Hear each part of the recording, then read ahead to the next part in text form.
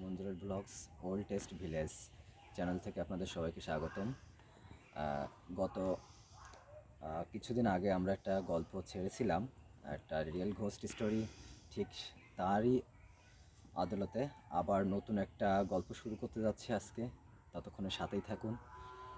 আচ্ছা, তাহলে বেশি কথা না বলে শুরু করা যাক। গল্পটা বিশেষ করে আমার পরিবারেরই একটা বিশেষ করে কি বলা যায়, মানে রিয়েল ঘোস্ট স্টোরি বলা চলে। একদম ঘোস্ট স্টোরি, আবার অনেকটা ভৌতিক, সেই রকম ভৌতিক। এখন শুরু করা যাক তাহলে। গত 2023 সালের ঘটনা এটা। 23 সালের ঘটনা। তখন আমাদের আমি তখন বাড়িতে ছিলাম না। আমার বাবা মা ওরা সবাই বাড়িতেই ছিল।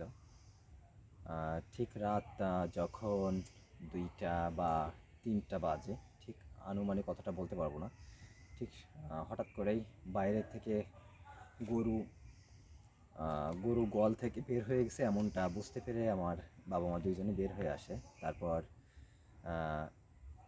এসে দেখে যে বাইরে আমাদের 2টা গরু ছিল আমার চাচাদের গোয়ালে, একটা এড়ে গরু এবং একটা বকনা গরু। এখন বাইরে এসে দেখে যে বকনা গরুটা দৌড়ে চলে যাচ্ছে। এখন ওটা দেখে এই যে এই সাইডটা এইদিকে মানে অনেক জঞ্জালপূর্ণ জায়গা। এই জঞ্জালপূর্ণ জায়গা থেকে হঠাৎ করে মানে ওই দিকেই ঢুকে যায়। এখন আমার আব্বু ওই দিক থেকে না এসে চেষ্টা করছিল, এই যে আমি এখন যে পথটাতে দাঁড়িয়ে আছি একটু ওই পথ দিয়ে আসতেছিল। ওই পাশ থেকে আমাদের গোরস্থানাটা শুরু হয়েছে। এটা আমাদের পুরোপুরি গোরস্থান, এখানে শুধু কবর আর কবর। এখন এখানে রাত 2টা বা 3টা আসা, সেটা আসলেই অনেক সাহসিকতা ব্যাপার। আমার আব্বু যেহেতু অনেক সাহসী মানুষ, উনি ওই সাইড দিয়ে ঘুরে এসেই, এখানে আমার দাদার কবর আছে, একটু সামনে এসেই হঠাৎ করে ওই যে একটু দূরে আমাদের একটা পয়েন্ট আছে, ঠিক ওই পয়েন্টটাতে এসে এই যে দেখা যাচ্ছে এই যে ড্রেনটা ওই পজিশন বরাবর ওখান থেকে ভাগ হয়ে আসছে ছোটো একটা পাইপের কাছ দিয়ে। তো ওখানে এসে হঠাৎ করে আমার দাদার কলেজটা পার হয়েই আমার আব্বু হঠাৎ করে লাইট দিয়ে দেখতে পাই যে এখানে তো কোনো বকনা গরু না। হঠাৎ করে দেখতে পাই যে আমাদের যে ইড়ে গরুটা, যেটা গোহালে থাকার কথা ছিল, দেখতে পাই যে গরুটা এইটাই। অথচ তাহলে বকনা গরুটা গেল কোথায়? তখন হঠাৎ করে একটু মানে ভয় পাইনি, আবার ভয় পাওয়ার মতোই। তখন সামনের দিকে আর না এসে হঠাৎ করেই থমকে গিয়ে এখন বুঝতে পারে যে সমস্যা আছে। তখন আমার মাকে আমার ওইখান থেকেই ফোন দিয়ে বলে যে বাড়িতে যারা আছে, আমার এই যে দাদা, আমার চাচা, তাদেরকে ফোন দিতে।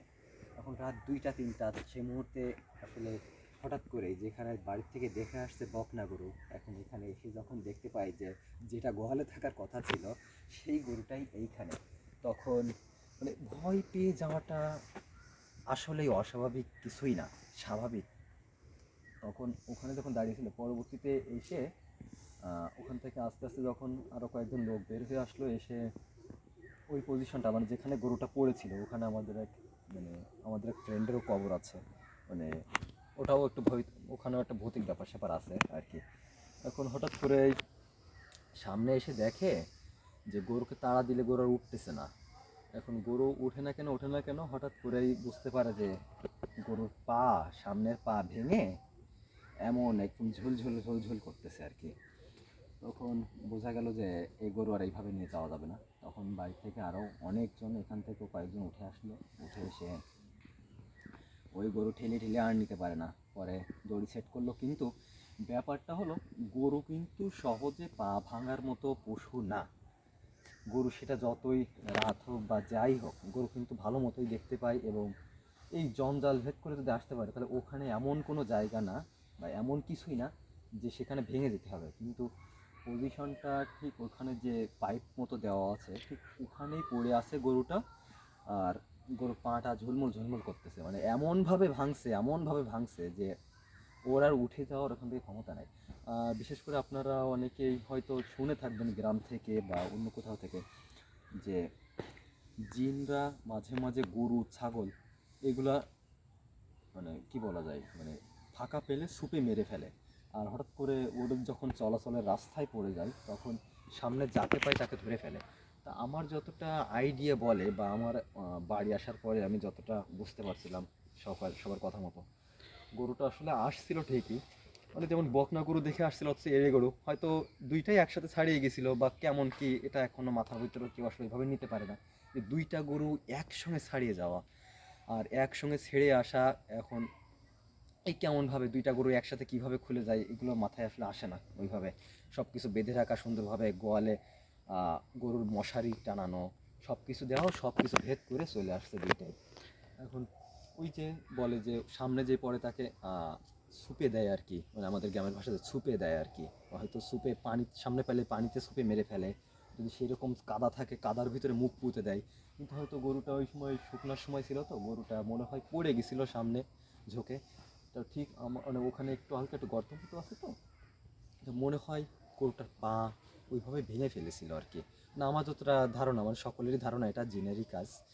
এখন হয়তো গরুটা দ্রুত আব্বু চলে আসার জন্য হয়তো মারা পড়ে নাই আর কি। তার পরবর্তীতে আসলে চলে যায় বাড়ি অনেক কষ্ট করে নিয়ে যেতে হয়।